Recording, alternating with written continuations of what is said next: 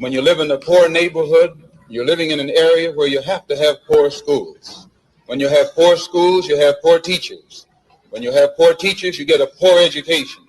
And when you get a poor education, you are destined to be a poor man and a poor woman the rest of your life. Poor education, you can only work on a poor-paying job. And that poor-paying job enables you to live again in a poor neighborhood. So it's a very vicious cycle. And usually these bad housing conditions result from the fact, as Mr. Gray has pointed out, of absentee landlords, people who are rich and live downtown and let you and I live up here in the shack. Actually, it's a form of 20th century slavery. And what you and I have to let the man know is we are peaceful people. We are loving people. We love everybody who loves us. But we don't love anybody who doesn't love us.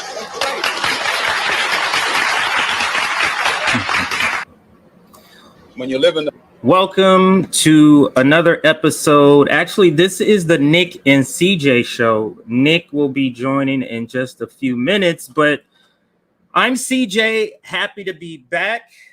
Actually, I'm just back for this stream. I'm still taking some time off, but this topic got me to do this one stream. So I'm doing this one off. But this is the Nick and CJ show. I'm one of your hosts. I'm CJ. Nick will be joining in just a moment. Like this stream so we can get the numbers up before we get into this topic. I didn't have any other topics added to the thumbnail graphic because I felt like this conversation could go pretty long. The comments are already blowing up. We got 100 people here already. So let's do a quick what do I call it? Comment check, where I just check to see who's in the comments. What are we talking about? So let's do that, and also a like check to get us started out. So we're at 76 likes, 111 people. Maybe we can push that to 100 likes. Thank you for that. And now let's see what's going on in the chat. Let's see. Good to be back. Well, we'll get into the conversation. I don't want to tell you what my opinions or thoughts are yet before we get into the conversation. So I'll just throw up your comments without sort of my comment. So I'll throw up yours without my comment on it. And we'll get there. This is a nail in the coffin for Nina. Wow.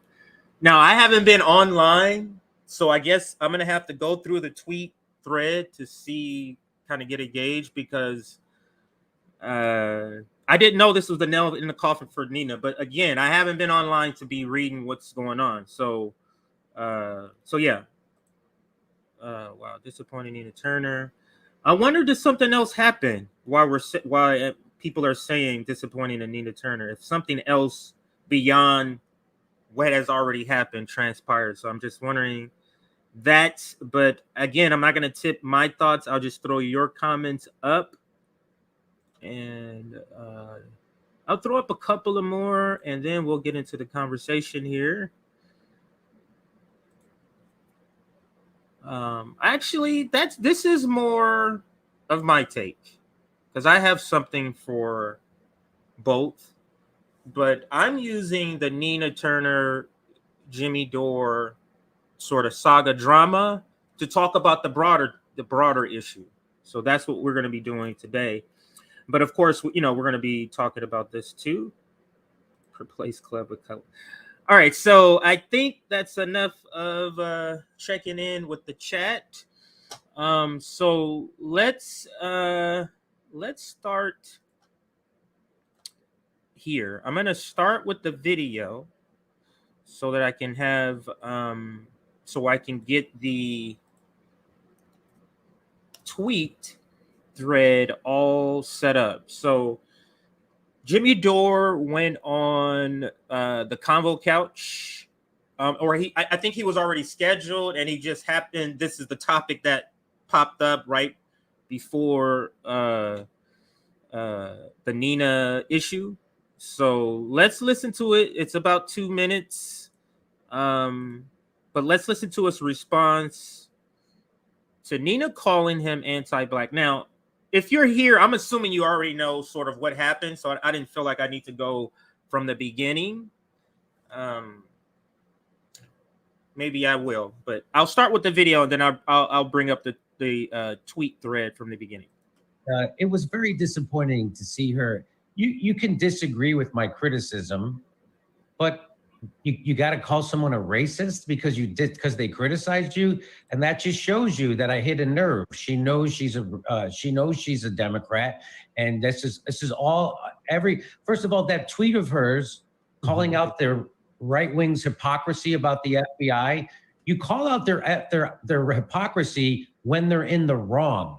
You don't call out their hypocrisy when they're in the right. You welcome them over to the correct side. If they now start to come on board for Medicare for all, are you going to then flip them off and call them assholes because they used to say they were against it? That's not how this is supposed to work. So now that it's happened to the Republicans or the MAGA, the Trump supporters, now they get it. They're like, oh, the FBI is corrupt. So you should welcome them. You shouldn't then keep flipping them off and shitting on them. And that's all the Democrats have. And that's what Nina Turner is. She's a Democrat. That's where her future is. That's what this is about. Her career in the Democratic Party. This is about her career. This isn't about any principle, because if it was about a principle, she would be welcoming those people who are criticizing the FBI instead of flipping them off and then doing the cheapest bullshit, hiding behind identity politics. Oh my God, calling out and calling hey, you want to disagree with me about the FBI? Let's disagree about it. But she can't do it because she knows she's in the wrong. And so she does that thing. She's the pits, man. Does she realize who her president is, what administration she worked for? And he says, you're running a cover for one of the most anti-black administrations in recent history. You're excusing the political weaponization of a domestic terror organization, the FBI, with a history of anti-black activity that includes kidnapping, rape, torture, and murder. But sure, blame Jimmy Dore. And wow. I mean, amazing tweet out there too as well. I mean, Joe Biden, who wrote the crime bill, and you want to come over there and says, because Jimmy says that you're being critical of the FBI, that he's anti-black. I mean, is not this administration one of the most anti-black administrations that we've ever known? And we're gonna be getting to that part. Before we do that, though, what's up, Nick? What's poppin', my friend CJ? Glad to have you back. Glad to have you back. And I like what you said earlier, because I said this on the stream yesterday. I take any opportunity we can to shift over to window to the left and get people to be serious. And you guys are gonna see my take on this. This is about being serious. Stop being dishonest about what it means to be a right winger. What it means about, let's be serious. What it means to be actually anti-black. And I think that's what we're gonna talk about today. Not just the drama. And I was talking about this on Call-In. I was like, guys, I did an entire panel on the history of the FBI. I did multiple panels with Q and other foreign policy experts on the Cold War in China. We're going to have Ben Norton on. We're going to have a multipolarista RBN foreign policy discussion. I can't wait. Can't wait to that. That's going to be good. So I got all these substance conversations. I was like, guys, let me have this. Let's take this time to talk about something that we can install revolutionary discipline with. And it's this situation right here, where I want to keep you on track, especially with the videos you're playing, because we're going to talk about this a lot all the time. But what it actually means to be anti-black. Joe Biden and Jim Crow Joe right now is proposing a new crime bill. That how much Joe Biden is spending right now on the police is as much, and it's around the same once you adjust for inflation, as much as he spent on the crime bill. It's literally a brand new crime bill, 100,000 cops that is meant to keep our manage social unrest. And they are the people who steal wealth from us. So the Democratic Party is the anti-black institution. And the last thing I'm gonna say, I'll pass it right back to you. I just don't understand how people can be so unserious, right? They will vote for and they will give power to one of the most anti-black politicians in modern American history. and I'm gonna save time, but if you look at the crime bill, the bankruptcy bill, that financial impact that he had on the black community being the vice president, like he is by far the most unmatched, not even close in modern American history. The only people that you can hold a candle to him is like the other heavy hitters, like George W. Bush. Like if you made that argument, like, okay, I hear you, bro, but you see, but if the fact that you even had to bring that up, what that say about Joe Biden, right? So you guys are willing to grant that person ultimate power, but someone having a controversial take on Twitter, that's where you draw the hard line. I want people to understand and be serious about issues, which I feel like a lot of people are not. But go ahead, CJ, I'll pass to you. No, that's on point. And you played this same video, I think, on your stream, because I was watching it when you were playing it. Yeah. What was your take on what he said on his response? What did you think about what he said? Yeah, I had my friend Pasta on yesterday, and I think he told me, he was like, I don't think they even had Jimmy like book schedule. Like Jimmy saw that he hit him up like, yo, you see this? I thought he was. And then they end up. I don't know, maybe that's based on what I heard on my show, but the only reason I didn't even know what was going on when I first did the coverage of this. I saw, because I was watching the last Convo Couch stream just because I knew I was going to have him as guest. Then I saw a part of this clip where John was like, what the fuck? Then literally before my show, I had a call-in show. I was at the gym. I was doing my Muay Thai trainer, whatever. And then I had the show tonight, that night. And I was like, well, I missed all of this. I can't catch up on the caught up. And that's why I saw Nina Turner say that Jamie often uses anti-black talking points and right-wing rhetoric. And once again, if you want to criticize Jamie for his approach, because I think, to be honest, because I didn't have time to really look at it. To be honest, like if you look at it, I do think Jimmy misread her tweet. But why would you go into saying that? Like, what's the right-wing talking point? And Jimmy didn't get to he said even if he misread the tweet, he misread it thinking that you support the FBI. So he criticized you from the left, not the right.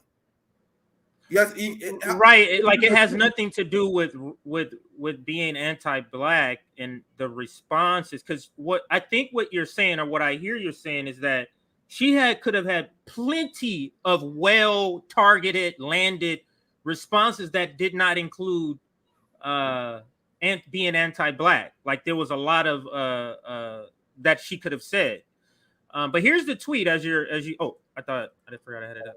But here is where I believe, now you tell me if I'm wrong, Nick, where it began.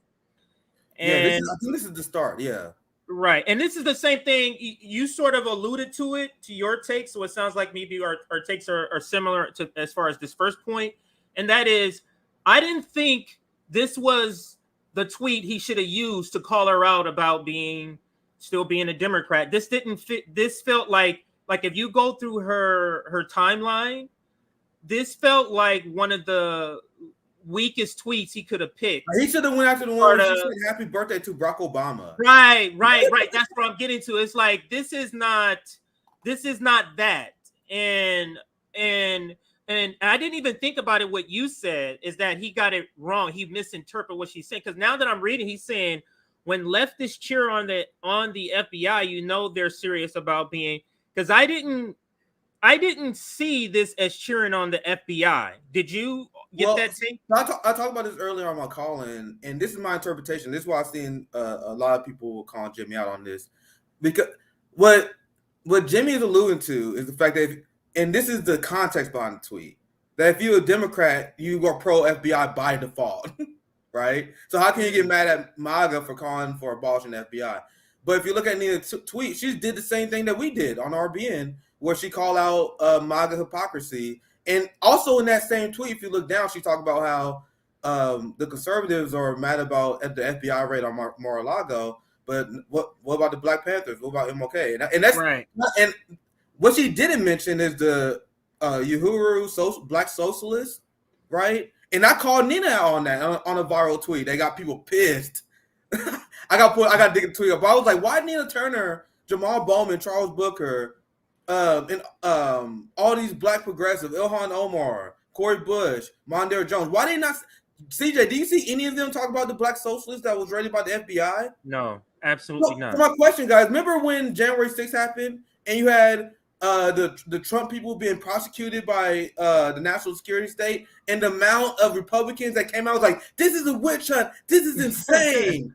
This is insane. The FBI is going after our people. But when the FBI go after black socialists, these people are fucking quiet. Quiet, silent. So what is that?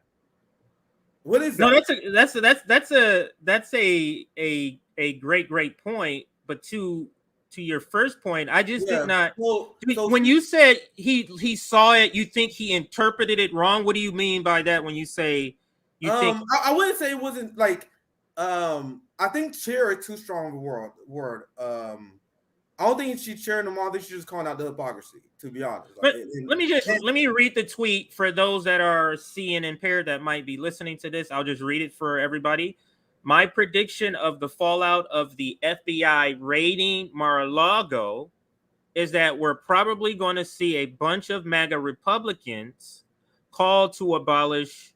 See, now you can criticize that and say, why? Well, you should join them, right? Like, why are you mad for them abolishing the FBI? I wouldn't say that's her defending the institution. Like, that's just my personal interpretation of that, right? So Nina could have said, hey, man, you misread my tweet. Instead of saying that, she came out with the fucking standard Democratic Party line shit. You can tell they had some shit spewing that they wanted to use against Jimmy, and they saw this opportunity, and it was like, Nina, call him a racist. The same way Anna, because a well-established black leftist saying that will give. This is a point I was going to bring up earlier, since you're alluding to it. Will give all of the white PMCs, the professional managerial class. They'll say, see, Nina Turner said it. Yeah, you know what I'm saying? It gives validity to the camp that's already hating Jimmy Dore. Go ahead. And people kept saying that Nina ratioed Jimmy to death, which she kind of did. But it doesn't really say much because all the liberals was waiting for this moment. I was like just that's all Jimmy haters. That's what they are. I'm not gonna take the dub from you guys. You guys can keep the dub, but there's like an asterisk to it. Yeah, Nina ratioed Jimmy, but every single shit lib that hate Jimmy saw this as an opportunity to like the tweet. They don't give a fuck. So I just want to add this. That's why she, instead of just saying, "Yo, bro, you misread my tweet," I said. So you see how she had to go with this super hard smear. You know why that is? Because she's a member of TYT. I'm gonna write down. I'm gonna show you what I wrote down, because you are saying exactly what I already wrote down here, which is just crazy. Now, I'm gonna take it a tad bit deeper. Go ahead. Because what you're saying is part of a deeper point that I was gonna say. So I'm gonna read this whole thing. It feels like to me what's connected to this conversation with Jimmy and Nina is a larger conversation about class. Black capitalists and black elite want us to disregard the white worker by calling them racist and embrace the white capitalists, the professional managerial classes of the white capitalists I'm talking about. If it feels like, or I should say, it's the reality that Nina Turner is in the professional managerial class, which means she's around the crowd that reads Jacobin, the crowd that is the part of the national DSA team, the crowd that's the TYT crowd. So is that the sort of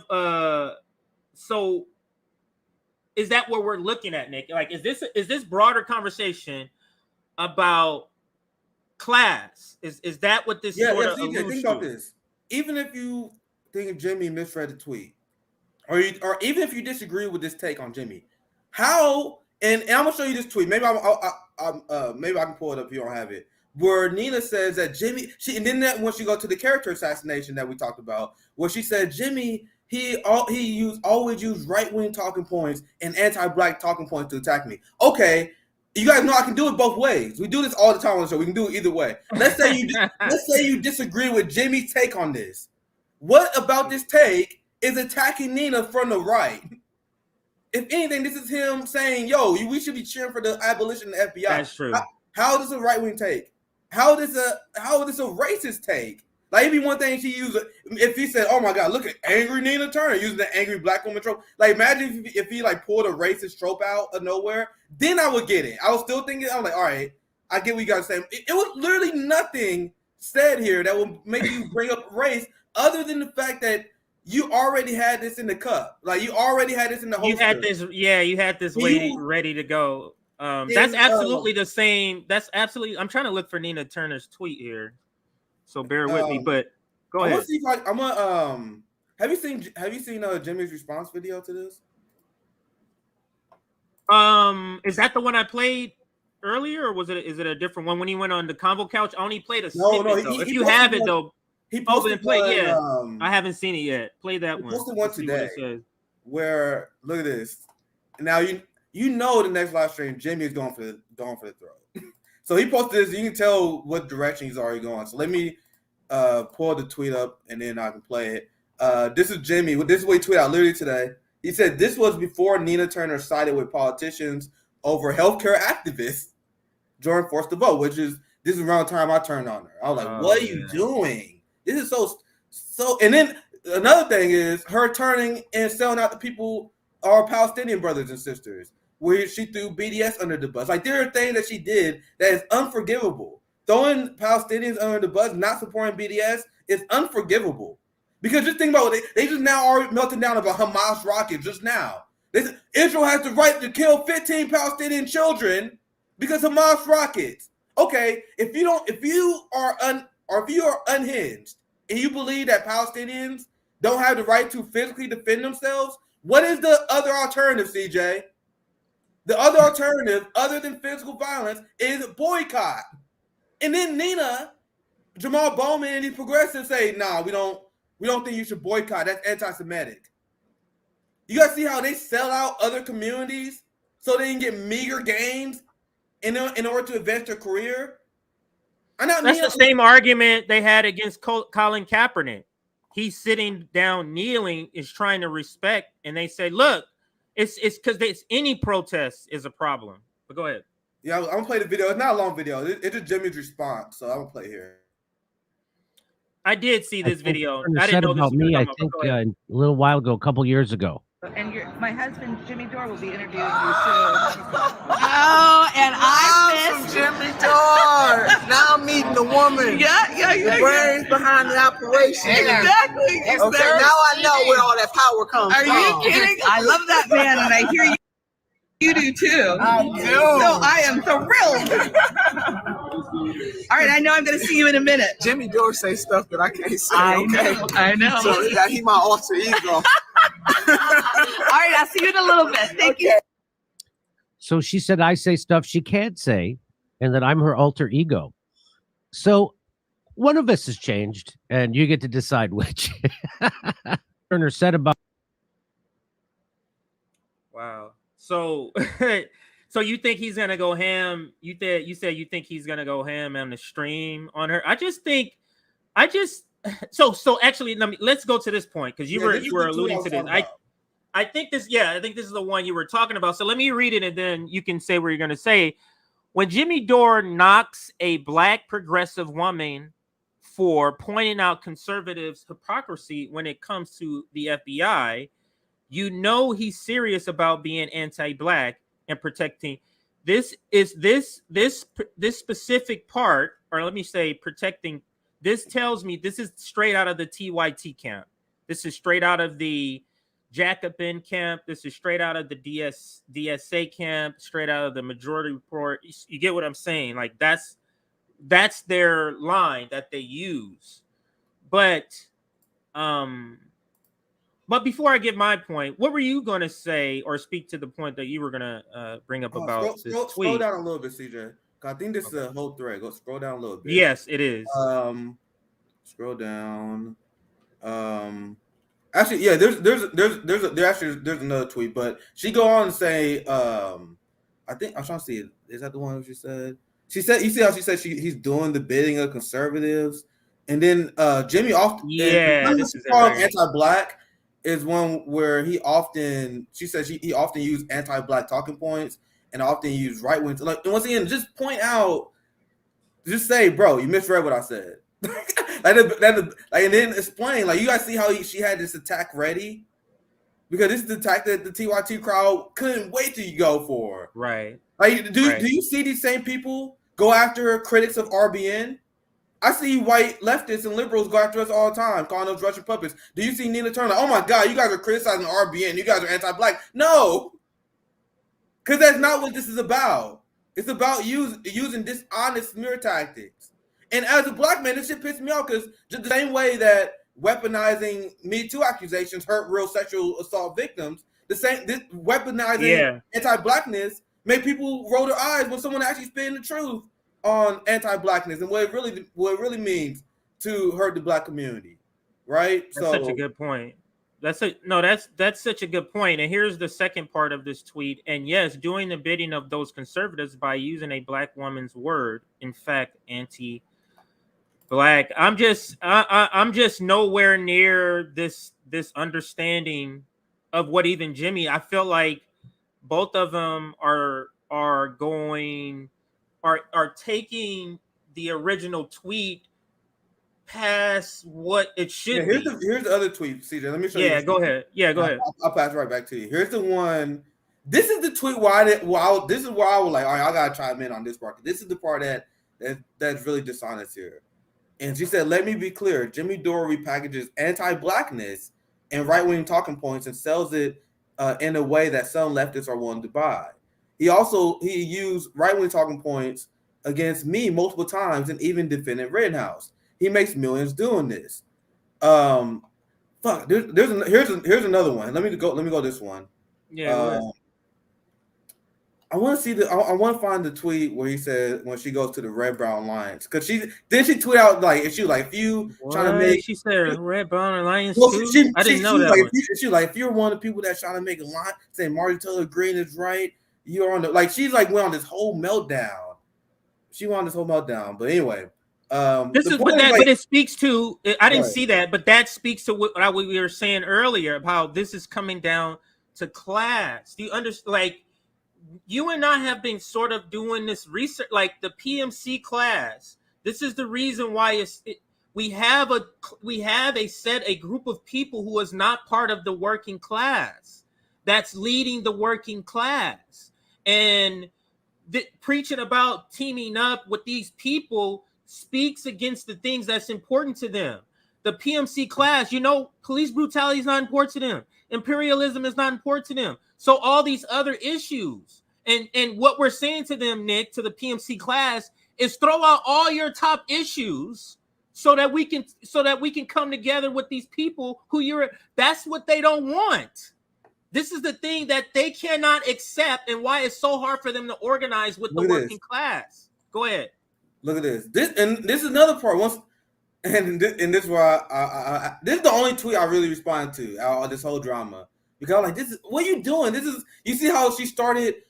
This had nothing to do with FBI anymore at this point. Right. You see how she says if someone on the left is telling you that Marjorie Taylor Greene or Lauren Boebert are potential allies to the left, you're witnessing a grifter that is doing nothing but putting marginalized communities. For one. No one ever said that. What we said is how bad does it make AOC and Bernie Sanders look that Marjorie Taylor Greene and Lauren Boebert is calling out NATO, calling out Ukraine spending, and outflanking them on the left on some issues. That's what they mean by right. That's when they call you right, is when you are saying things that are left that happen to also overlap with some people on the right. They're now labeling that right. The Red Brown Alliance. Go ahead. Yeah, and this is the period on that statement, CJ. No one is praising Marjorie Taylor Greene. And this is the thing that drives me crazy. People can say, you guys are praising Marjorie Taylor Greene to bash AOC. We literally saying that if Marjorie Taylor Greene can get the issue of Ukraine correct, she's literally tweeted about Julian Assange. AOC never tweeted about him. So we're not saying she's good. We're saying, look at these clowns over here for being lower than her on these issues. you see how she get that twisted? Just like the QRT left. Now let's go back to the bottom. No, it's offensive to them, Nick. No, they get that's what you're doing. It's offensive to them that you're saying this person who is of low stature to them is better than them. It's offensive. So they absolutely understand what you're saying and they're offended by it. And what Nina Turner is doing by interjecting like people like Marjorie Taylor Greene, this speaks to the point I was saying earlier. This is about a larger class divide. Yes. That's what this, because Marjorie Taylor Greene is rich, but the people who follow Marjorie Taylor Greene are poor. So she's speaking about the people that follow Marjorie Taylor Greene, not teaming up with that group of people. Go ahead. I told you guys before, I don't believe Marjorie Taylor Greene and Lauren Boebert at all. I think they perform in the role. But I'll show you guys. I don't even know who the second person is. I don't even know who that. She's the actress. She literally had an actress page, and she was like, "Oh, I'm the Republican AOC." She's literally not important, but she is hilariously cringe though.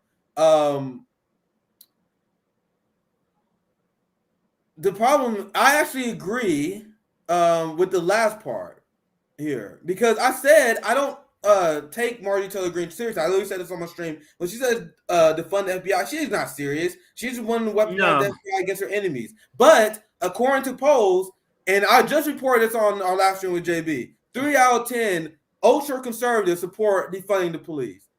So I think those motherfuckers are serious. The real workers. So that coalition is what they're afraid of. The people that the conservatives, not the ones who are unserious. They are afraid of the real serious left teaming up with the real fiscal conservatives to get rid of the 3-letter agencies that they support. And I think that's what the context of what Jimmy was saying, even though he misread his tweet. As far as I know, Nina doesn't support abolishing the FBI. I looked it up. I don't see anything on that. She might support reforming it, but that's still leaving the system there. So she's attacking the Republicans on the right on that issue. That's just a fact. Now let me read it. Let me read the part that I agree with, but not in the right context, right? She said, we don't build coalitions with right-wing authoritarians. Yes, Nina, what do you think we've been trying to tell you? What do you think we've been trying to tell y'all? And you guys see why this is I'll tell you, this is the only reply I left during this whole drama. Because this is why, like, all right, it became stupid drama that otherwise, if it went for this, it wouldn't be worth covering to me. But it went from that to, I'm like, okay, now we getting ridiculous. Now we get into the unbelievable, unserious rhetoric that been coming out from the boutique left. And you can tell they couldn't wait to get into this. That you can, like, as soon as Jimmy posted that screenshot, they was like, it's go time. I saw Cenk Uygur. As soon as he said, yeah. All the boutique leftists.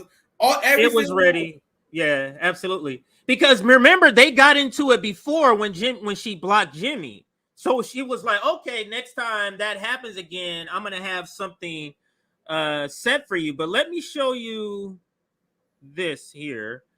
And that's this first video. Because I want to take the opportunity. We're going to come back to more of the... Can I say something real quick right before you go ahead. Just real quick, because go ahead.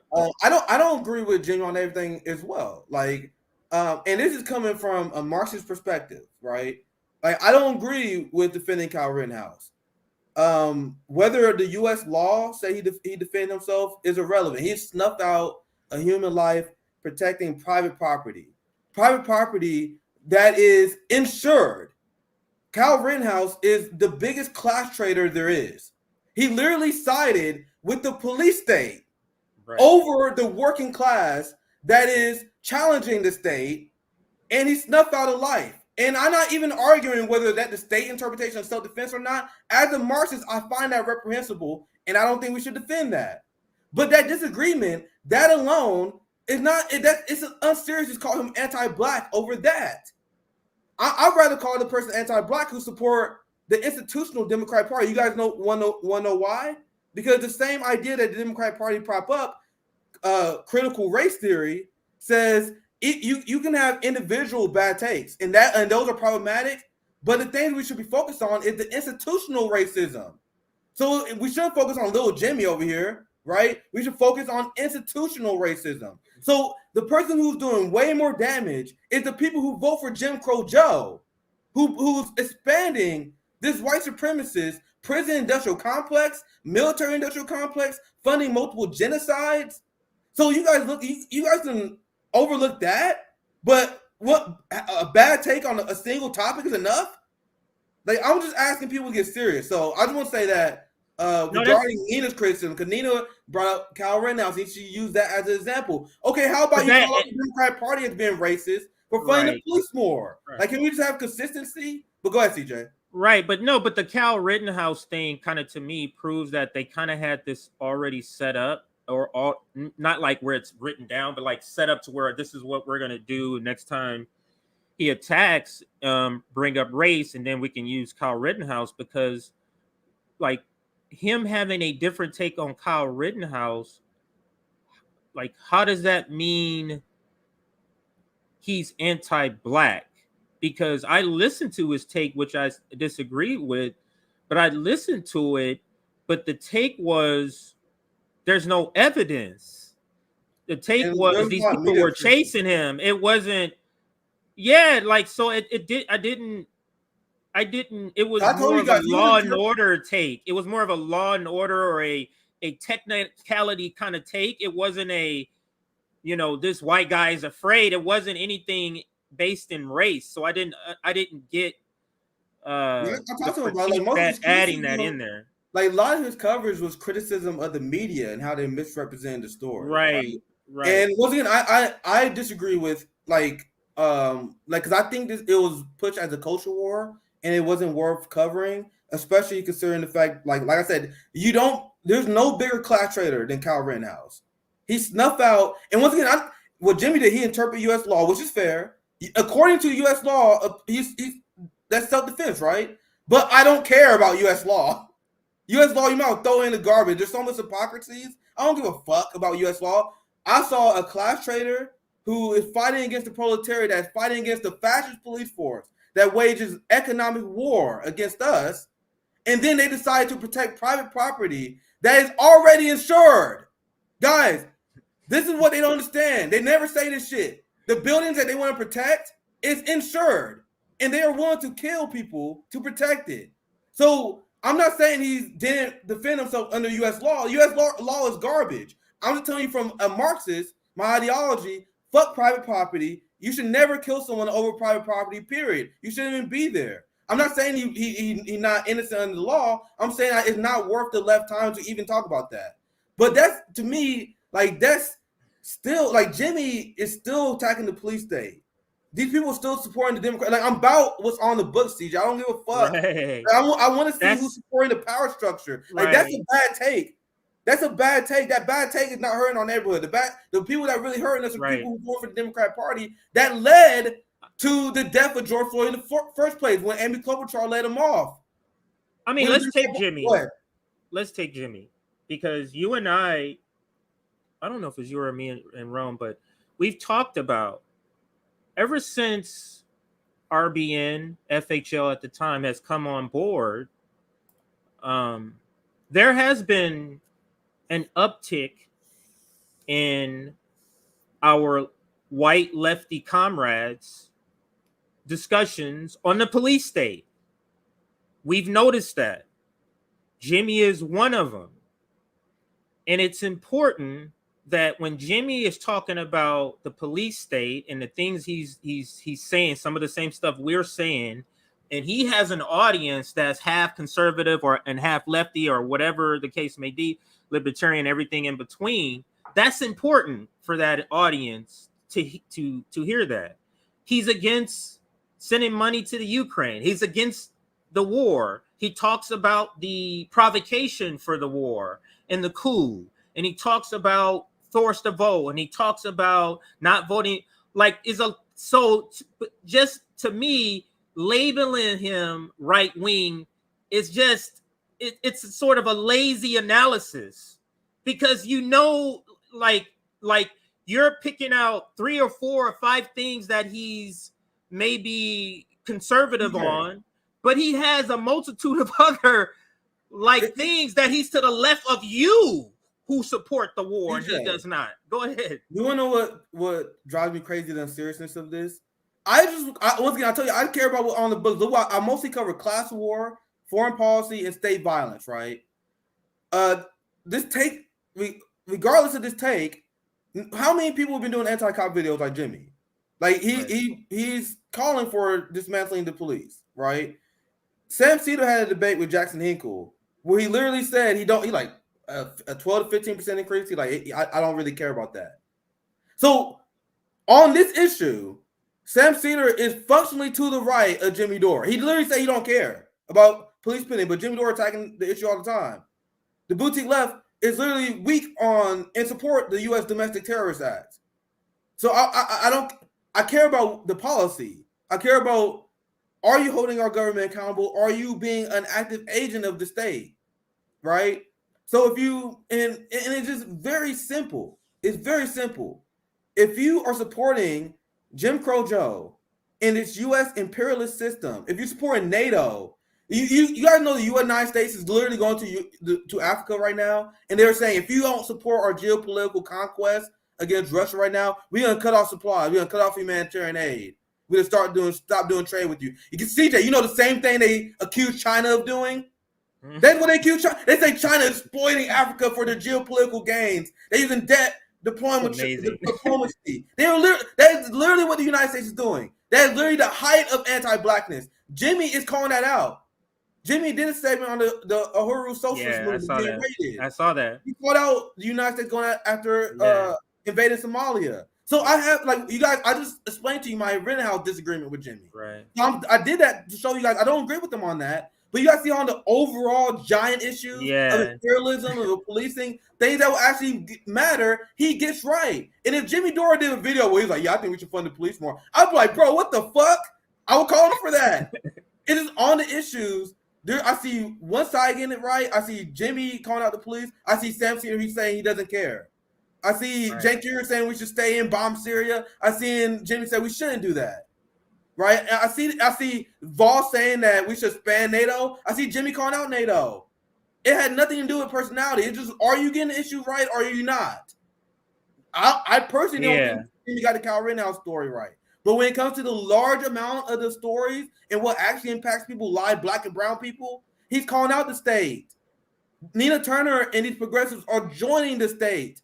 So all this civility politics shit you guys care about, because that's another. They don't like him because he's angry. He don't like civility. I don't care. Civility politics. That, we literally don't care. I don't care how the PMC class. That is a priority for the PMC class, and that's a huge reason for force to vote. It's this civility politics. The whole breakdown of force to vote, the strategy, and why they basically didn't want to come aboard on that was because of Jimmy Dore, and it's absurd. But let me play this video before we go too far into it. It's you and I a while ago talking about this very topic. And I cut these videos today and put them up on our Twitter. So if you want to see all of them, just go to our Twitter.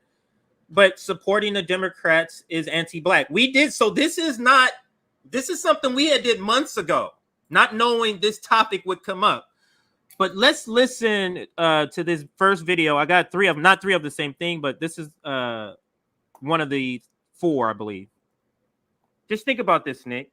You're a black person.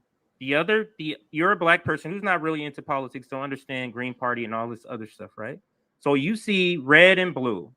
You got one party who's outwardly racist. You got another party who tells you to come and vote for them, who can't deliver voting rights. I'm not for that Voting Rights Act, but the people who voted Democrats that are black are for it. Can't deliver you voting rights, can't deliver you $15 minimum wage. You have having some of the worst time with the pandemic, does not deliver expansion of Medicare for all. Or Medicare, not Medicare for all. None of that. The George Floyd gets killed and oh, we're gonna do something. George Floyd Act, pause. Now, I'm against the George Floyd Act, but I'm just saying the black people who are for the Democrats are for it. That's cut. You got Joe Biden out here, talking crazy to civil rights leaders. That's leaked. You got him over here telling you, blah, blah, blah. You ain't black. Right? What about the party is good? This, Nick. I'm going to pause it there. And that's the question. What about the Democratic Party is good for the black community? And I'm saying, starting with that question, to move into this part of the discussion, and that is just, okay, if you think Jimmy Dore is anti-black because of his talking points, that must mean tomorrow you're going to start calling out Joe Biden by name and saying he's anti-black. You're going to start calling out Nancy Pelosi by name in a tweet, publicly sending it out, calling her anti-black. Because I'm just need consistency either way.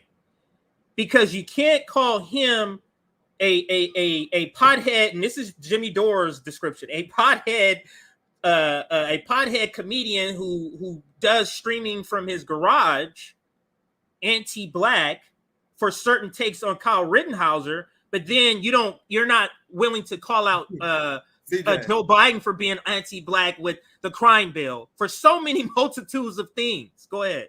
You want to know how stupid it is? So she calling Jimmy Dore anti-black, and this is why, like, Nina gone full clown. She called Jimmy Dore anti-black, but you're wishing happy birthday to the man who literally destroyed black wealth. So unserious. This is literally last week, guys. You guys see why we had to call her out? It'd be one thing if she was like Jimmy anti-black, but if she at least called this shit out. Happy birthday, President Barack Obama. Nina, they hate your guts. You are embarrassing. You are embarrassing. She's wishing happy birthday to the guy who created slave markets in Libya, who literally tamed black wealth by installing Eric Holder, the first black attorney general, as an agent of Wall Street who protected the Wall Street bankers who committed financial fraud against black families. And Barack Obama covered for them, and then they rewarded him with Martha Vineyard. And he's like, I think his net worth like $50 million now. Guys, what do you call a public servant who leaves office and becomes rich? That's a fucking crook. But Nina Turner, happy birthday, Barack Obama. You guys see how serious this shit is? You see how she's playing a game? This is my receipt. This is my receipt. Oh, I'll pass right to you. But this go ahead. How Obama, sorry, I'm going to just read this real quick. How Obama destroyed black wealth. The nation's first African-American president was a disaster for black wealth. So doesn't that seem anti-black, Nina? You would think? Doesn't that sound anti-black to you? Go ahead, CJ. No, what I was gonna say is it's speaking to class again. It's speaking to class, and because I don't know any black person who's struggling who would even think to have the time to wish happy birthday to that piece of shit. Like, I don't even know. I don't know of an existence of that person. But let me pause. We got some super let chats. me pause. Yeah, pause to do the super chats and like this stream. But go ahead, put the super chats up. Sorry, my bad. Yeah, my bad. I did it again. Put it back. I got it. Yeah. And then we're at 266 likes. We got 400 people watching. Can we push to 400 likes? 400 likes. We're at 266 right now, but 423 people watching. Go ahead, Nick. Yeah, thank you for the $5, John and Carthy. We appreciate the super chats. Also, make sure you guys like and share the stream. These things help us out a lot. She won't mention Uhuru. I know I keep messing this up. I'm sorry. Uhuru, Socialist Movement, or Chairman Yeshitela. Guys, I read my news 95% of the time. But anyway, Democrat praised their revolutionaries, but never live ones. And just to twist the knife in there a little bit more, we was the first one who covered. I think Garland Nixon. He just beat me. He did a live stream. I literally had the segment prepared, but it was RB and Garland Nixon. We were the first two people to cover this because it's obviously right up our alley. Meanwhile, Ilhan Omar, we're waiting. Cori Bush, we're waiting. Jamal Bowman, Charles Booker, where you guys at? But Jimmy covered it. Right. But he's the right. That's what I'm saying. And it feels like, it feels like I don't want to. It's like we're always having to look like we're defending Jimmy because the shit is so ridiculous. Yeah, Jimmy is not a god. Jimmy is not right on everything. Jimmy's a regular person who we agree with sometimes I don't agree with. The NPP shit with Nick Brana, you watch my videos. Yeah. Like, it's so But it's like when we get into this weird framing, we have to come out and be like, in defense of what's really anti-black, in defense of what's really anti-black, we have to come out and say, like, this is a little bit over the top, because what's really anti-black is the Democrats. Now, go ahead, Nick. You guys saw Chris Tucker. I said I don't think people should be thinking he's a good guy. So you guys, and you call out the People's Party. You did great coverage on Nick Brana. So you guys see we got disagreements, but Jimmy trends every single time he trends. It's because of some shit-lib shit. And like, you guys never give us a good reason. It's always some nonsense. So and then we use this time to explain people. Once again, that was the point of the conversation. Explain people what it actually looked like to be anti-black. Not speaking up for when the FBI raids. I don't know, black socialists. That's a start, right? Anyway, thanks for the $5, Nima. Jimmy even said that Kyle Rittenhouse had no business being there. See, that's good. But it was self-defense when he was attacked. So when this whole issue, I'll be real quick on this. When I covered this, I told you guys I didn't care about U.S. law interpretations. Our law is filled with hypocrisies. They have self-defense laws, but those self-defense laws don't apply to Muslims that they invaded in Afghanistan and Iraq. If they have soldiers in their area, and anyone who they deem violent, they would call a militant. So if you was a militant, you couldn't claim self-defense against the U.S. government.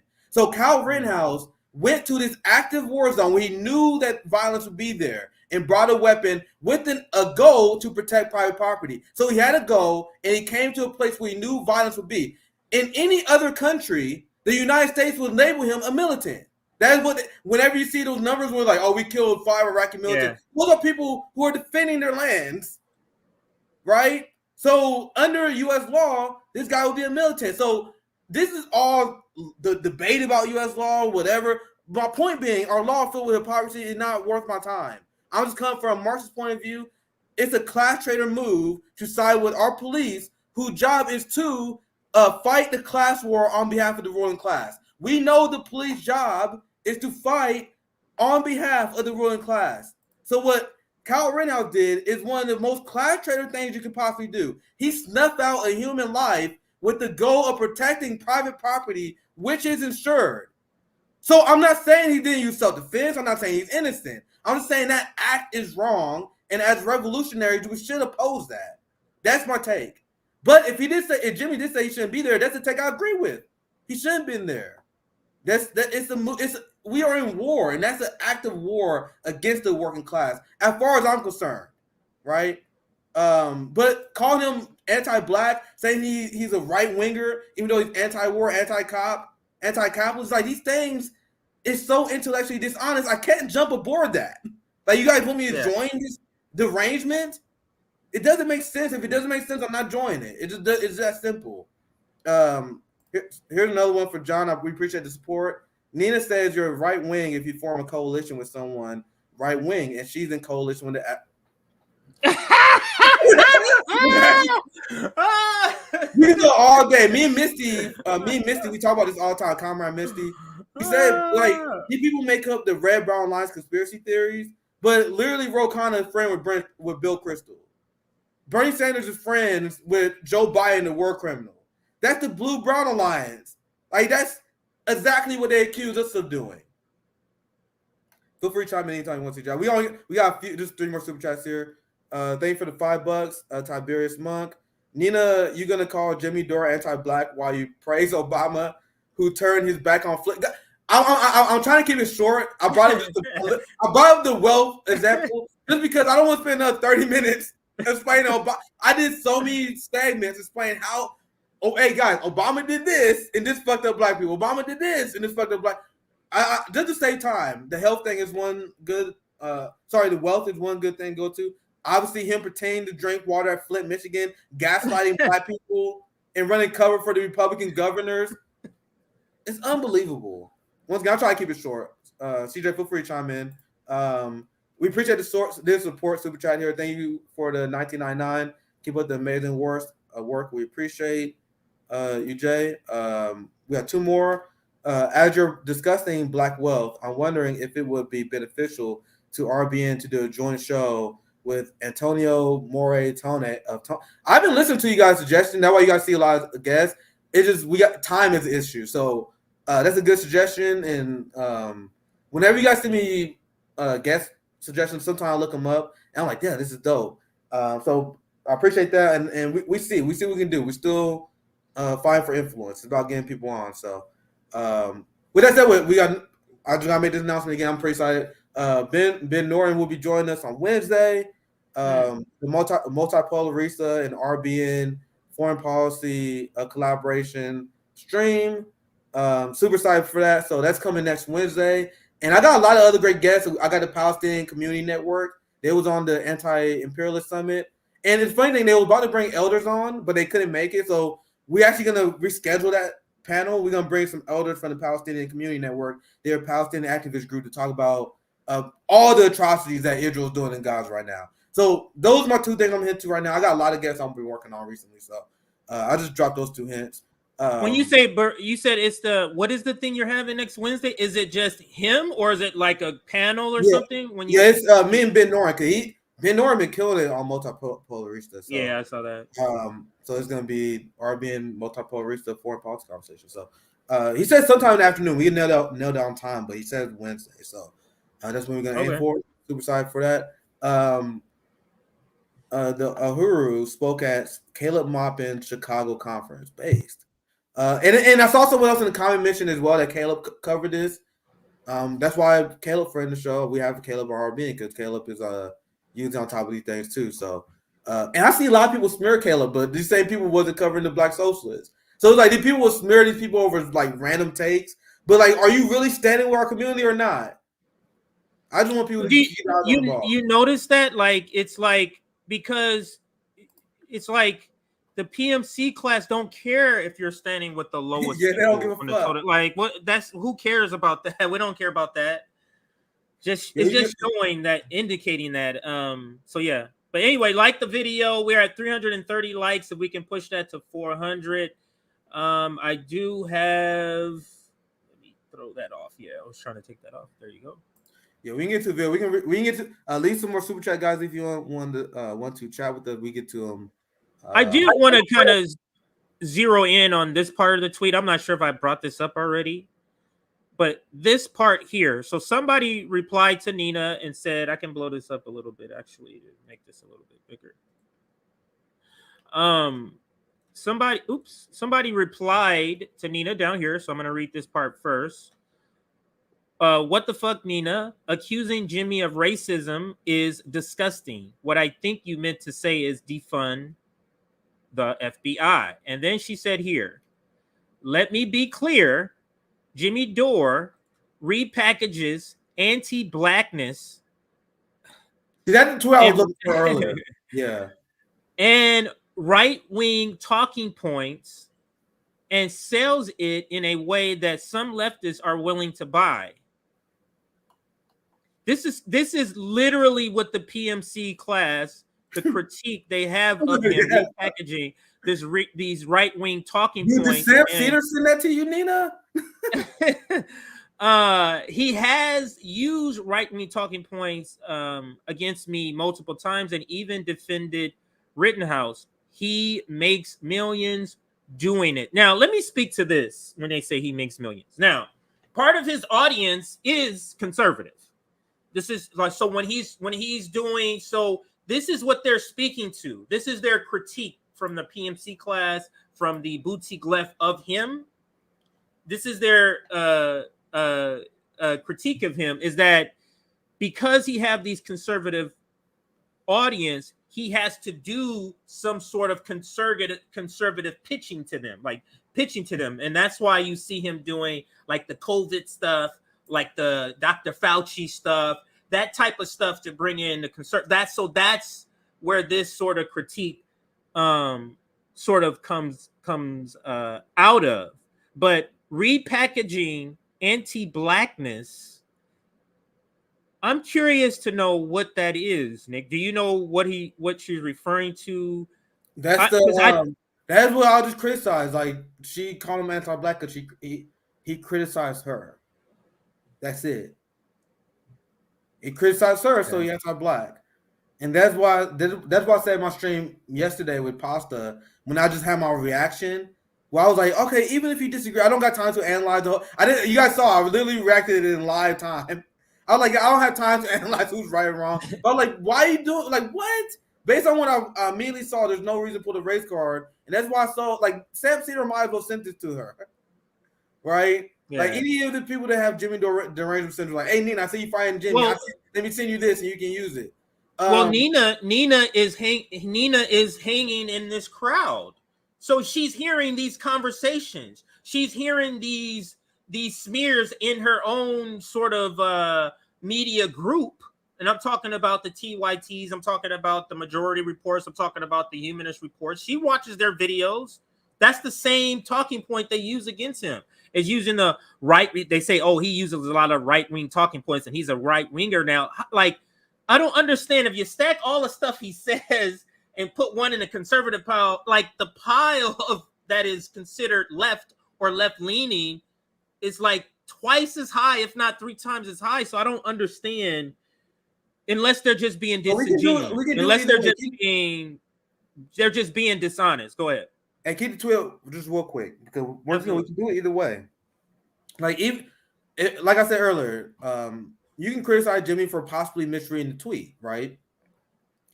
Even if he misread a tweet, let's do it that way, right? He misread it thinking that Nina was defending the FBI. Right.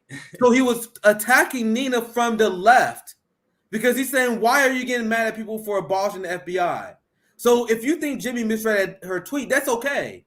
But his tweet factually was not a right-wing attack on Nina Turner. It was him attacking from the left. You can say that he missed, like he attacked her from the left when he shouldn't have done that. But it's literally factually incorrect to say he was using right-wing talking points against her. And you guys see how they manipulate and bend the Overton window to serve their purpose? Again, like, their friends are not right-wing, even though they are capitalists and they support the police budgets and the Ukraine war. They're not right-wing. People look at me crazy when I still call the Democratic Party right-wing. But then they're not right-wing, but Jimmy Dore is right-wing because he hurt my fees. My feelings are hurt. That's right. Why this is the PMC class. This is their class. It's not what makes you a leftist aren't the things that should make you a leftist in their world. And what makes you a right-winger aren't the things that make you a right-winger. And I'll give you an example. What makes you a leftist? Medicare for all, $15 minimum wage, trans rights, BLM. You're a leftist. Malcolm X. You should be Malcolm X now. That's what makes them a leftist. Not anything about imperialism. That's why it's not important to them. Not anything about foreign policy. That's why it's not important. Nothing about the police state. That's why it's not important to them. So I'll leave that point there. Let's dig deep here and see what else she says. I'm not making accusations. I'm stating facts. This is the video I already played. Let me just read a couple of comments here. I'll read some of the comments that got a couple of hundred likes. So this one's here. This is from Colin. This says, if Jimmy Dore was so anti-black, he wouldn't have had JB, Sabby, and Nick on his show or be on theirs. If Jimmy Dore was anti-black, he wouldn't have Garland Nixon. You notice there's no reply to that. You notice there's no reply, Nick, because what is you gonna say if you're saying he's platforming black leftists like radicals? Go ahead, Nick. And I'm gonna take this opportunity because it's a good transition. Because Demo asks, how many times has pro-black Nina Turner been on RBN for an interview? I must have missed it. And Roman's been open about it. Like when we first got started, and even when I was on the Bernie campaign, Rome reached out to her. When we first started FHL, Rome reached out to her so we can have a conversation about things we agree with, things we disagree with. We saw how she was running, and we said, I know we were critical, but let's have this conversation. She didn't reply. So we are sight unseen. We are on the ban list. Like that ban list that RBN's on, she's following it to a T. And this is before when you start really criticizing her. She just saw independent black media network. She's like, nah, I'd rather go on TYT. Jimmy Dore came on the show, right? Benjamin Noren came on the show. Aaron Mate came on the show. George Sheridan came on the show back in the day. I can go on. I mean, if you can name white, you can name a black. I mean, Cornel West has been on the show. Margaret Kimberly has been on the show. So why can't her? So this is Nina Turner. So let's put the invitation out there, and I'm gonna say it. I'll put the invitation out there because between you and I think I may be the softer one on Nina Turner. I still like Nina Turner. I like her as a personality. I think she can be a fiery person, and that could be very valuable. I just wish she wasn't fiery for the Democratic Party. You get what I'm saying? So I'm willing to have her on here, not necessarily talk about Jimmy. We would talk about an array of things. We would talk about her campaign. We would talk about the future of the Democratic. That's probably the thing I would want to talk to her most about. It's just moving forward in the future for the Black community.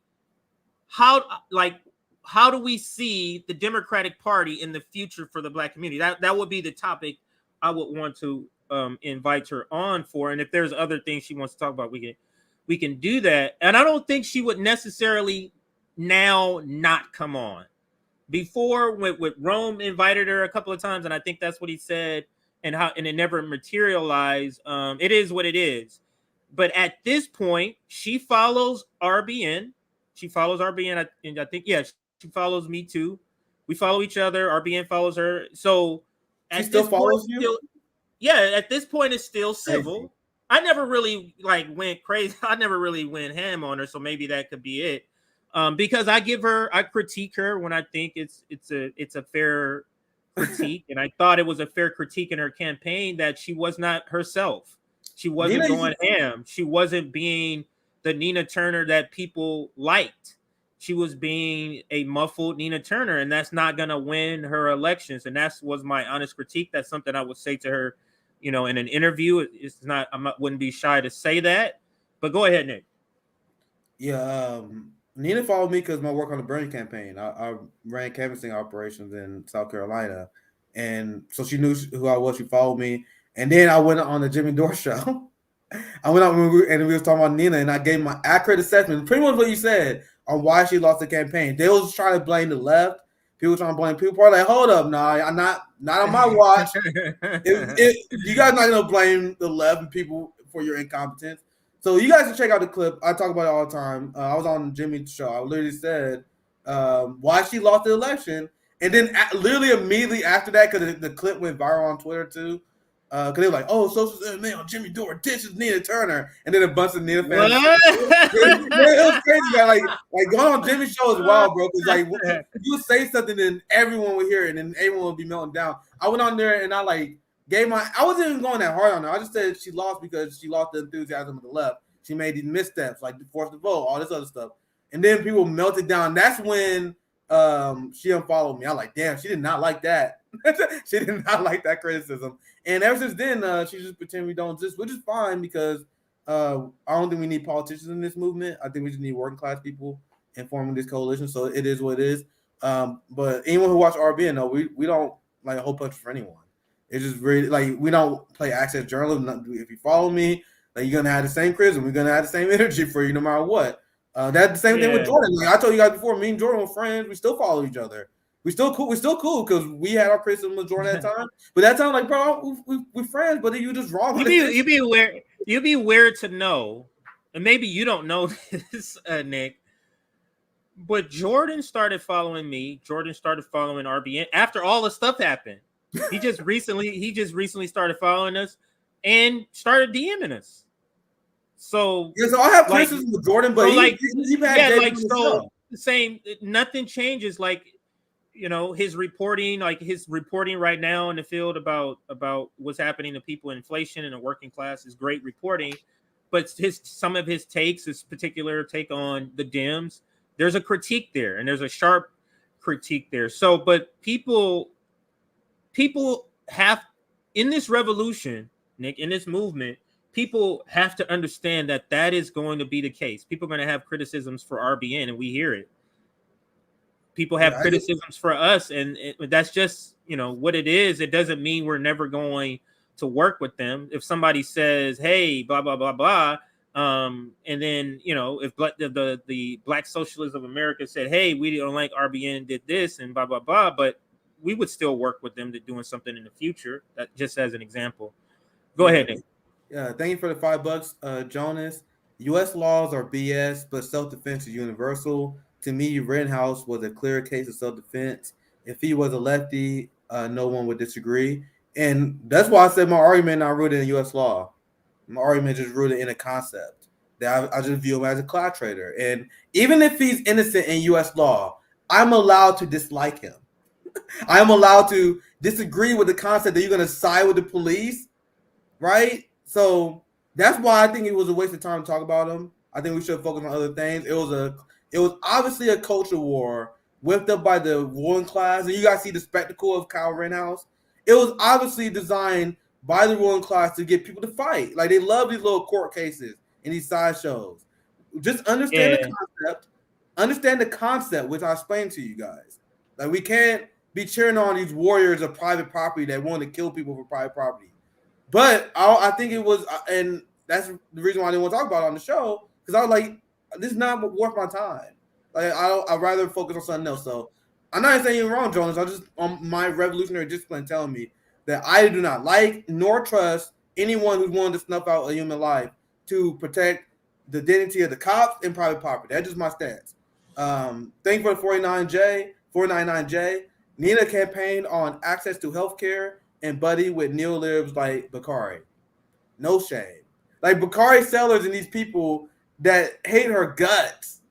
Like, these liberal class hate her guts, man. And she still want to be their friends. I don't get it. Still don't get I really don't get it. I think this is the last one, and then I'll pass right back to you, CJ. Absolutely. Thank you for the $5. Goji Razilla. Powerful name. It's not a two-party system. It's a two-faction corporate mafia of rich folks. I wish people would understand that. DNC equal GOP equal corporate mafia. So that's why I don't understand when, and people, there was some person, she got racial today when she was like, Nick, why don't you criticize right-wingers? I'm like, I'm criticizing Joe Biden, motherfucker. So how can you say Jimmy is using right-wing talking points against Nina Turner when he's criticizing the Democratic Party, which is right-wing? Please understand this, people. Please. Go ahead, and people don't. If people think that the Democratic Party is left, so when they see Jimmy criticizing it, then they go, "He's criticizing the left." He's like, "No, they're not." So to me, I see it as it's a lot of people with a lot of misguided understandings about politics, and it's intentionally misguided. But let's bring up let's bring up Jenks' tweet, because I guess he got involved, and I just saw this. I didn't even know. They all chimed in. This is their moment, CJ. I told you. Really? Like, I didn't see all of it, but after I got off live with Pasta, I had to relax after a long day. So I was like, all right, I'm gonna see what I missed. And I saw every single, like, Jordan that we just talked about. Jordan got every single person who hates Jimmy took that opportunity. They're like, yes, this is it. You got him. Anyway, go ahead, CJ. They probably put all their rings together. All together. Let's okay, so this is the tweet. Jake, now pathetic Jimmy Dore is desperately trying to attract attention by attacking Nina Turner. Notice how he never lays a glove on Trump or any of his beloved right-wing friends, but reserves all his vitriol for progressive leaders. Anyone who thinks he's on the left is a sucker. So this is, let me speak to this point. And this point is a PMC, is a professional class, managerial class point that he's making here. And it's a liberal point. It's so many points. What he's saying here is that you can't be considered left unless you criticize the figure that the duopoly says is the right. That is what he's saying. You never criticize. We never criticize. I never tweet out anything. I rarely tweet out about. You were just saying this. I don't need to attack the person or the group that's already considered the bad guys in your own narrative. That doesn't make any sense. You go after the people who people think are the good guys, and that's the reason for it. But this particular point, Nick, is something that the PMC class, the boutique left, majority, this is something that they literally hate, is that we rarely tweet about Mitch McConnell. We only tweet about the people that they're on teams with. And that's really sticks in their craw, Nick. And that's the reason why they can say you're not left, because you're not criticizing the people who are the right in our narrative. Just think about what he's just saying here, man. The way he's gauging the Overton window on whether someone's on the left or whether someone's on the right is whether they criticize progressive politicians or not. Read the tweet. That is literally what he's saying. Listen.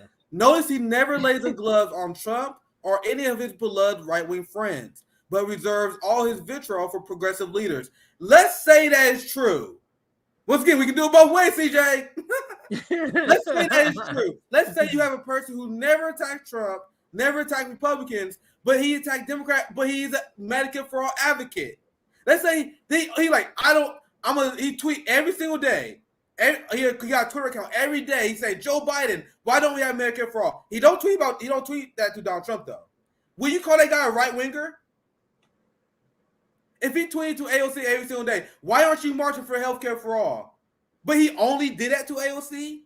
Will you call that person a right winger? You guys see his definition of the Overton window is literally based on what politicians you criticize and which one you don't. That is unbelievably unserious. It's such a PMC outlook, Nick. It's such a professional managerial class outlook. Yes. And that's what this is the logic that they have. But there's more tweets. So I'll bring that one down for now, because I do want to bring up this video and kind of get through this so we can kind of get through the whole stream here. We're getting close, but there's another video because with this topic, I wanted to make it productive. I don't want it to make it like the he said, she said bickering. And I think we're doing a great job at that now by breaking down the analysis. But what I want to point out and kind of refocus the conversation is the Democratic Party is the anti-Black party, and Nina Turner is completely fine. We're cheerleading, at least for the progressive Democrats that aren't doing anything for us. That's voting. So the squad voting to increase the military budget, increase NATO, which will kill Black and brown people all over the planet. That's not anti-Black. But Jimmy Dore calling you out about this FBI Marjorie Taylor tweet, which to me, I accept it's a bad call out, but that's anti-Black. You see how it like misinterprets it perverts the word anti-Black. It makes it like not have the same meaning. Because what's anti-Black is the Democratic Party. What's anti-Black is Joe Biden, the 1994 crime bill, and all the other subsequent legislation. That's how the sheep herd. That's such a good point. Because that's how they sheep herd. When we call Neil Turner and Bernie Sanders sheep herders of the Democratic Party, people are like, what does that mean? That means you call, like they'll say, oh, if you criticize the Democratic Party, you criticize a progressive politician, you're on the right. But if you fall in line and you vote for the Democratic Party, apparently you're not anti-Black. So the assumption they want you to have is, in order to not be anti-Black, you must fall in line in the Justice Democrats and the Democratic Party. That's the psychological sheep herding that they do on people. And people literally believe that they are anti-Black because they show up every 2 years and vote Democrat. It's crazy. Yeah, or they put BLM in their bio, so they're like, oh, that person's on my side. But let me show you this video here, and this video is where you break down why it's not just, we're not just saying the Democratic Party is just not meeting the moment for the Black community. We're saying they're complicit in the destruction, in the damage, and maintaining the damage in the Black community. That is explicitly anti-Black. If you're damaging the community purposefully, funding the damage of the community purposefully, that is explicitly anti-black. And here's the point here that Nick makes. That mindset and where I'm at now was when I realized not that they just didn't do enough for Black people. It's that they are complicit with the damage that is done to our community. There are a lot of people who misunderstand this. Like a lot of people they assume that we just mad because we're not getting reparations. Mm-hmm. We're mad because we're not getting a $15 minimum wage. We're mad because we're not getting health care. That is one part of it. But I'm also mad because you're funding the police state more. I'm mad because you give Israel more weapons. I'm mad that you have migrants in cages that are being denied their legal right to asylum. So this is the kind of thing that broke me out of the image that the Democratic Party was something I'm supposed to vote for, because that was just the conversation I had with my family. And I tell this all the time. Most of the Black people that vote for Democrats, and this is a myth that white people repeat all the time. Well, you say you don't like Joe Biden, but you're in the minority. No, I'm not. No, I'm not. Half the Black people don't vote. And then among the Black people who do vote, they mostly vote because of the same reason I used to vote for them. I still remember this conversation I had with my mom. Well, and she's not political at all. But I remember like, who we supporting? And my mom was like, I heard Democrats are good. That's it. I heard Democrats. My mom didn't stand Joe Biden. She didn't stand this. She just, they're good. And then when I explain what the Democrats do to Black people, it's really easy to win these people like, all right, I'm done. We just need to spread the message. That's why I'm shocked that this is a Newsweek, because there's been a coordinated effort to silence anti-establishment minded Black people from spreading that message.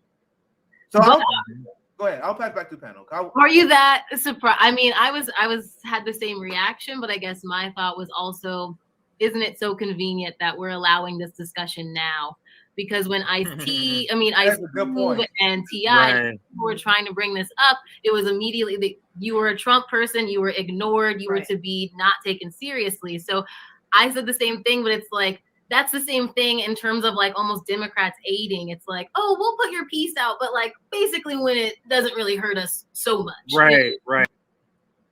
Yeah, so let me just read where it says Democrats are not just failing to meet the moment for Blacks and everyone else. Democrats are complicit with creating and maintaining the damage being inflicted on the Black community. And I would say that's anti-Black, Nick. So can you speak to the point, how does Nina Turner,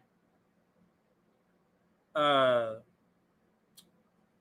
does she square being being for a party or willing to join a party that's anti-Black, that has all these anti-Black stances, like openly? If you guys, how does she square that? If you guys think we're being too tough on me, I'm gonna use a real example of the ideology that these progressives have. The progressives, like Nina Turner, she ran on. She said that we must stand with Israel. She kowtowed to AIPAC in the Israeli lobby. And I'm going to ask you guys, for what? To win over the people who already don't like her? I just covered a poll. See, I don't know if you saw the poll I covered. Do you guys know only 15% of Democrats? I'm going to see if I pull it up. I literally still got a bookmark. I'll find it. Only 15% of Democratic voters say that their position on Israel aligns with Joe Biden. Yeah, I saw that. I saw you talking about that. Yeah. So the ideology that Nina Turner in her campaign had is that we must sell out the Palestinians in order to get a win. And when you see Jamal Bowman attack BDS, and I explained earlier before, that's a position that is unforgivable, because you're essentially saying that Israel has the indiscriminate right to slaughter Palestinians, because the same people who are against BDS, they are against Hamas rockets. And I'm gonna scare you guys. I'm not. I'm gonna be 100% honest. I'm gonna scare all the Zionists. The Palestinian people have the right to defend themselves against the people who are settler colonialists, who are stealing and ethnically cleansing their land. So the people who are to my right, the progressives, they claim they don't. These are the people who vote for the Iron Dome, right? They claim that Hamas is an evil terrorist organization. You will hear Bernie, who's a Zionist in name only, he would criticize Hamas for the same reason. And I'm like, no, he's fine. They literally killed Palestinian children. Right. So let's say you disagree with my take, right? Which I'm sure Nina does. What is the next line of resistance for the Palestinian people? You can't use violence. Okay, we got an idea. We're gonna have this non-violent protest where we boycott Israeli goods in order to protest the government. Not like that. No, not like that. Now they shut down the most effective form of resistance. And Nina Turner was like, I'm all for that. It's unbelievable. It's indefensible position. So their ideology is they're going to cave and shift to the right on the Democratic Party, sell out the global working class, sell out black people and poor people in order to get meager gains, an illusion of meager gains for the workers. So they vote for the U.S. Domestic Terrorism Act. They play ball with Joe Biden and Nancy Pelosi. Ilhan Omar sells out her own people in Somalia, with leads her to being booed. She supports U.S. intervention in Somalia, and they say, well, we have to do that because if we do that, the centrist Democrats be more likely to support our agenda. Guys, does that happen? When Bernie isn't going along with Ukraine, does that happen? So Nina says she has to sell out the Palestinians and speak out against BDS because she has to win. So the progressives, their ideology has been and continue to be, we will sell out the most disenfranchised community in order to get electoral gains. And now when you got the Democratic Party that is pushing for funding the police more, and now they are being silent and complicit with that by helping vote. Why do you guys think they help fund the Capitol Police more? They did that so the Democratic Party said, oh my God, you guys are out of step with the party. They want to avoid that. That would mean you should be thriving for that headline. Like, you goddamn right, I voted against the Capitol Police, motherfucker. And this is why. So they made the calculated decision to sell out the black community in the working class to expand the police so they can get meager gains for the suburban whites. This is the political strategy of the Nina Turner campaign and the progressive campaigns you see, which is why I'm not on board with the strategy anymore. I'm not on board with the strategy of selling out the Palestinians, selling out workers, selling out black people, making all these concessions in order for you guys to get a party to give you a fucking committee assignment. I'm not on board. So to answer your question, I know that probably my last round tonight. That's why Nina can't call anyone anti-black, because by this strategy, she enables the anti-black Democratic Party, right? And one last point, because this is important to drive home. The reason why we can't support the Democratic Party, I explained this before. I wanted to drive it home. When you vote for the lesser of two evils, you're not picking who you want to fight against. You're not choosing the lesser of two evils. You are giving the ruling class a mandate. I explained this before. Yeah. The Joe Biden administration was asked about why they're funding the police more, despite the fact that black people protested against it, and they said the reason why we were doing it because we said we was going to increase the police more. And you guys voted for us, so they will use your support as a mandate, not as they don't see people vote for them. And this is what Voss told me. He said if you vote for the Democratic Party, they were like, oh my, thank you, welcome aboard. What do you want? Welcome aboard. What do you want? Thank you for voting for me. What do you want? That is not how it works. They take your vote as a mandate. That's why what Kshama Sawant said, we need a hostile working class coalition. And God damn it, we wish Nina Turner would have joined us instead of joining the ruling class, because it would have been great. But anyway, sorry, that's my last rant. I love these people like this, Nick. Like, listen to this. Is Patreon part of the Marxist ideology? I love these type of people. I guess so.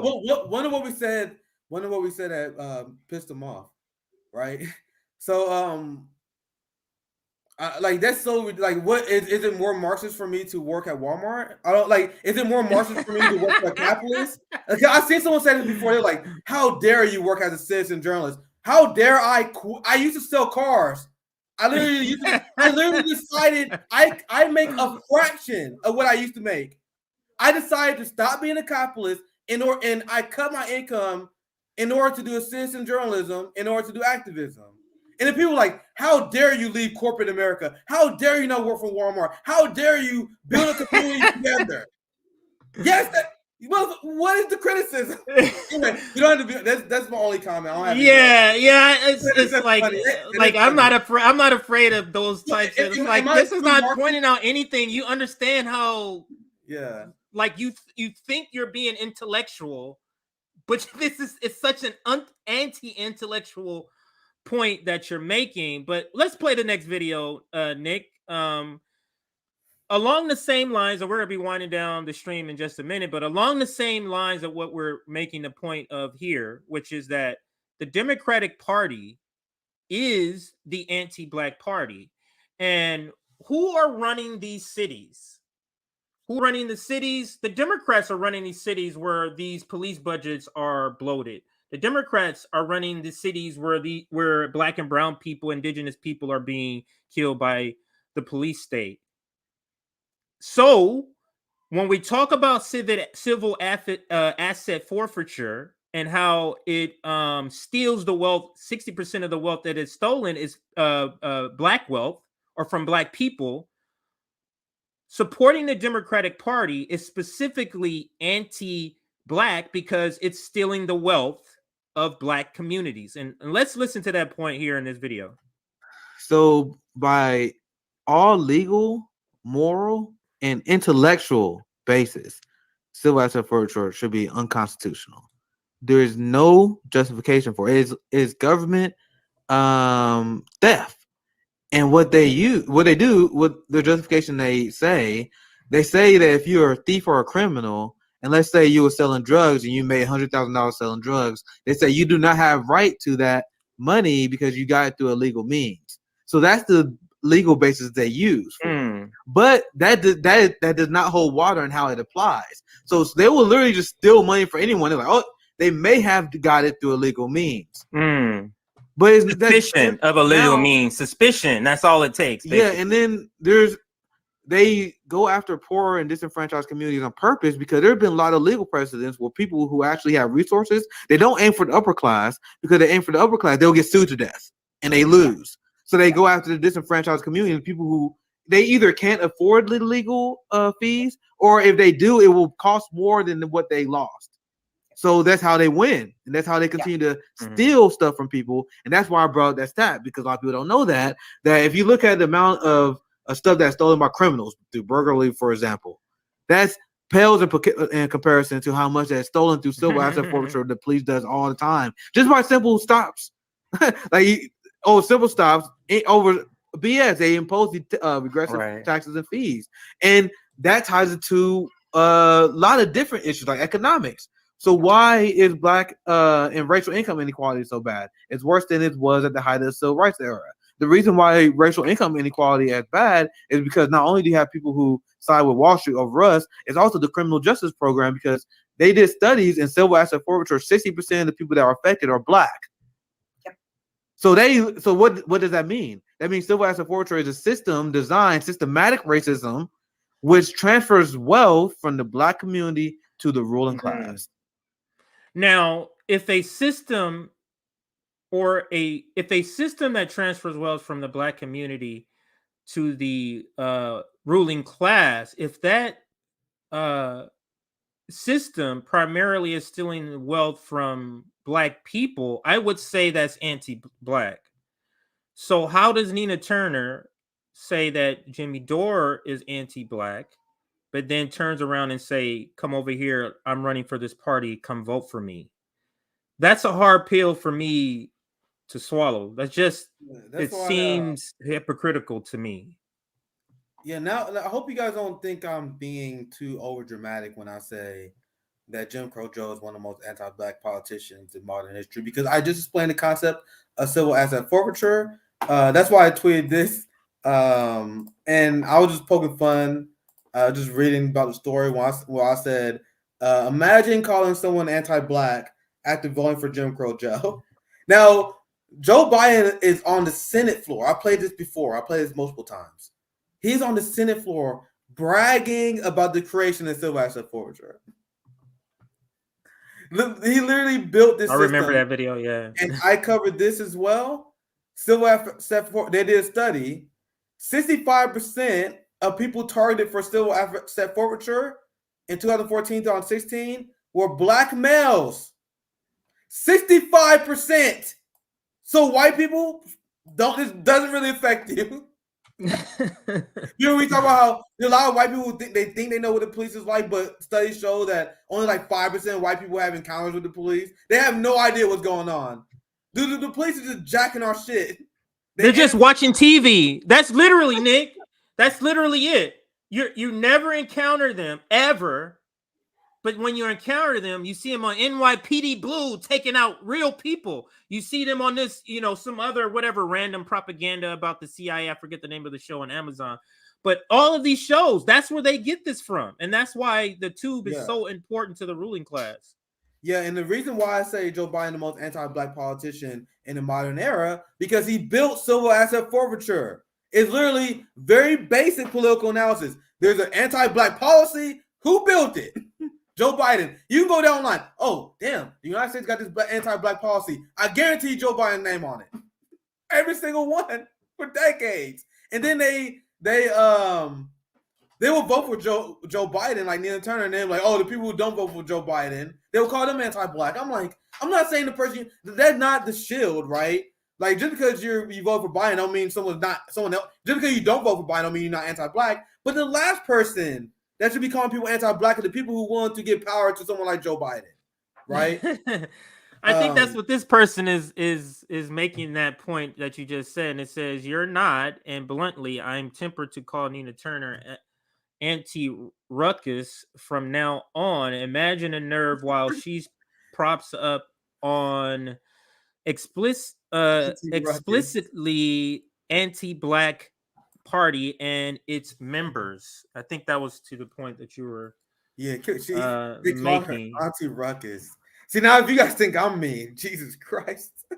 Yeah. Hey. Now, I know the Boondocks. I know it vaguely. I don't really know a lot of it, but let me read this one. Ooh, Black people need to be even more. What is that? Cognizant. Cognizant. Yeah, cognizant of who they give their money. Make that dollar go through at least 3 black hands. I think they're just making a sub point, but to sum up the point, and let's just sum it up here, and then we can kind of talk about some of the other things and head on out. But just to sum up the point, and this is my point, I feel like both Nina and Jimmy have room for critique. I don't really feel like that was the best call out for Jimmy Dore. It didn't feel like it landed well. And to your point, maybe he misunderstood the point that she was making or that she was doing. It didn't feel like it landed well. So from the beginning, I felt like it feels like this should have been over something more important than this. It should have been over something more important than this. Go ahead. Yeah, that's why they use that tweet. Like Nina, like once again, Jimmy is fucking taxing people all the time. That's why they pounce on this tweet, because they're like, oh yeah, you fucked up there. You misread the tweet. Because I understand what Jimmy is trying to say. He's trying to say, how can you, shouldn't we welcome people who barge in the FBI instead of demonize them? And how can you criticize them when you support a party that support? So I know what he was saying. It was just like, bro, you should pick another tweet to use. Like you should. I feel like they used that as a chance to attack him, and then it wouldn't have been as dramatic if they just simply said, bro, you misread a tweet. Instead, if you said that, it's not as big of a story. Yeah. So instead, he say, "Look at it, he's anti-black." That's why they went for that approved smear job that was probably pre-written damn near. I have the same. And then on the other hand, the critique for Nina Turner is that anti-blackness had no place in the rebuttal, had no place in this. A person can critique you and you be black, and that's fine. And to me, considering that you knew him, is why even more so that tweet should not have been there. Because, I mean, that video he made, that was just 4 years ago. So when you said, he's your alter ego is anti-black? Is that what you're saying? Your alter ego is anti-black. So I'm just saying, it's to me, it's disingenuous to call him anti-black, and that's my critique on that. So If you're a Nina stan, if you're a Jimmy stan, you're probably not happy with me either way because I have a little bit to say on either point. But this is also speaks to, this is about class. That part of this conversation is part of this. This is about class. Because they bring up the right ringers, they bring up the teaming up, they bringing up all this stuff. It's all to make a point that teaming up with Trumpers is a problem. The PMC class don't want black, brown, indigenous workers teaming up with white workers, period. That's not something they want. Yeah. I'll pass it to you, Nick. Yeah, well said. Actually, I probably got hard X. I don't know if was there any stories. No, we're no more stories. All right, so yeah, let me stories. I gotta head out. Yeah. Let me do announcements. Make sure you guys check out JB and Savvy stream they did earlier. Savvy and JB stream always fire. Tomorrow, Savvy will be live. I had a long week, so I'm probably gonna take tomorrow off. To be honest, so we got a lot of guests I'm working on, like the Palestinian Community Network, Ben Noren coming up. I'm trying to get Mark Kimberly back on here very soon. There's a lot of different guests I'm working on, and we got a lot of great announcements, and I got a lot of great projects in general that I'm working on. Yeah, so we announced that as it comes, because I'll wait till we get closer. But it's an exciting time to be part of the RBN community. If you enjoy this stream, please like, share, and subscribe, and support our Patreon, because Marxists have to eat, believe it or not.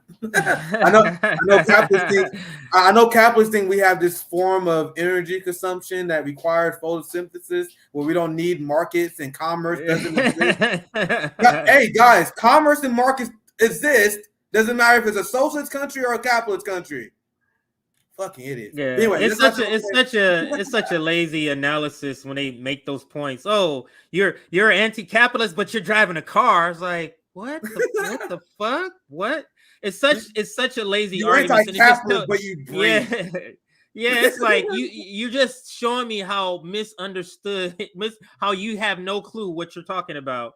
But also join our Substack so you get notifications of streams like this. This was not planned, so join our Substack. You'll get notifications for that. Also, when you join our Substack, you'll get access to our Discord, which we will be launching soon, as soon as we get some people to help run it. And I think we do have a couple people that's going to be help running it soon. So also email us. If you're in LA and you want to be part of the community outreach, email us. In the subject line, put LA RBN. We're going to be doing things like feeding and clothing and giving blankets out on Skid Row. We'll be going to some housing projects and maybe doing some tutoring, maybe doing some door-to-door, looking for people that may have some small bills to play. Hey, you back on this bill? Maybe try to give like 50 families $100 to pay some bills. So we're going to do that door-to-door work. So if you're in LA and you want to be part of that, whatever resource you have, if you have a table that you can bring, if you have a camera and you can videotape, if you do sound, whatever resource, come out and help, volunteer work, email us. And that's all I got, Nick. I'm not going to be on the rest of this week. I'll be on next week. I'm going to take the rest of the week off. I'm still kind of just taking it slow and getting my health back. I'm going to take tomorrow off. I had a long week, especially doing distant calling. So I'll post some clips. I got some clips that I want to post. So I got that Friday. Savvy will be live on Friday as well.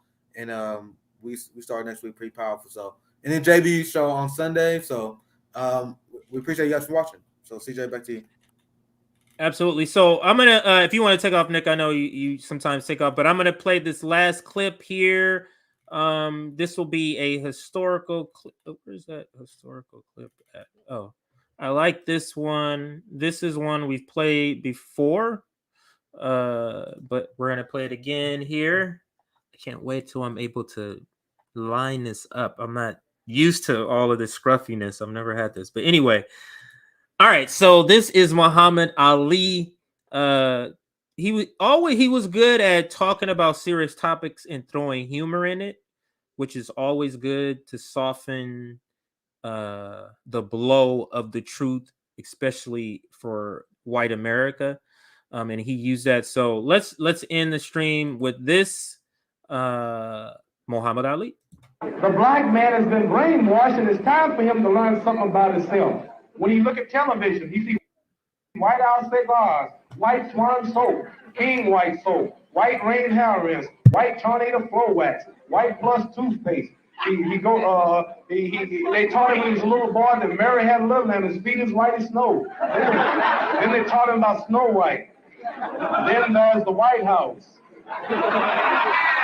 When you look at television, you see these two cars, one black, one white, and they put a gallon of gas in each one to see which car can go the farthest. And every time the black car stops first and the white car keeps going. So this brainwashes the Negro, see? Then he goes to the drugstore, he orders 2 dips ice cream. He said, I want a dip of chocolate, dip of vanilla. And every time they put the chocolate on the bottom and the vanilla. When the so-called Negro, the way the educational system has been outlined, he's been brainwashed. He needs to learn something about black. So when he goes to the grocery store, he goes get cake. He sees the angel food cake is the white cake, and the devil food cake is the chocolate cake. Everything bad is black. So he's been brainwashed. So now he needs to be taught something about himself so he can be proud and quit worrying you and pushing you out of your neighborhoods, quit running your daughter, and quit chasing you out of your schools. And every day you got a headache with this Negro that has been brainwashed by your kind. So now it's our job to re-brainwash him, to teach him that rich dirt is black dirt. Don't feel bad. Strong coffee is black coffee. You understand? You make your wheat be integrated. So now he feels proud. Now he's not begging no more. Now he wants to be himself. He's not worrying you no more. So he needs some black history and he needs some black culture so he'll know who he is and be proud to be who he is and quit worrying you so much.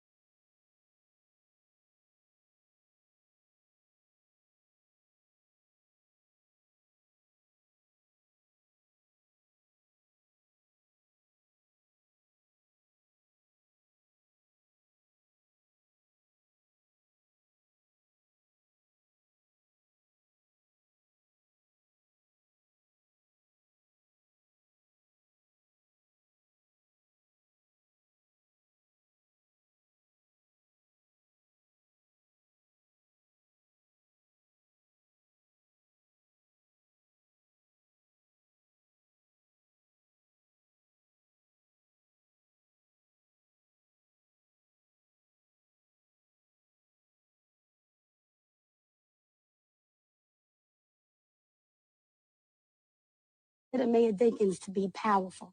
I didn't consider Marion Barry to be powerful. I don't even consider the black woman who's here to be powerful.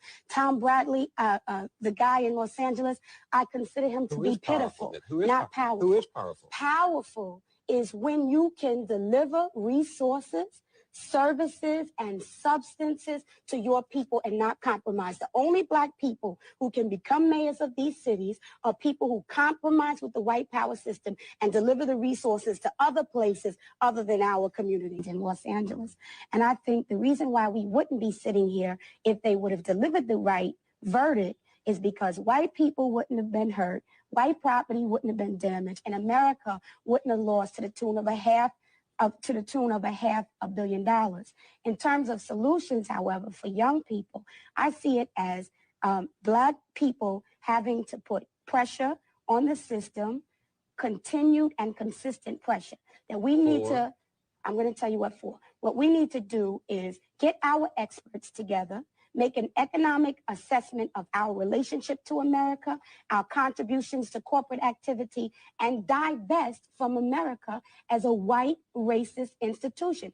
Black youth, we spend a lot of money on sneakers. We spend a lot of money on gear. We spend a lot of money on jewelry, and we're going to have to be unified. For the first time in Los Angeles, we saw unity between the Bloods and the Crips. We need that. Yes, we need Black but unity. Sister Soldier, these two gangs out there were unified in looting the community. They temporarily abandoned their own enmity between each other and helped to ransack their own communities. That doesn't mean that I give up hope on their ability to become politically conscious. I think that Black youth have been neglected, and they've also been looted, which is why they're looting.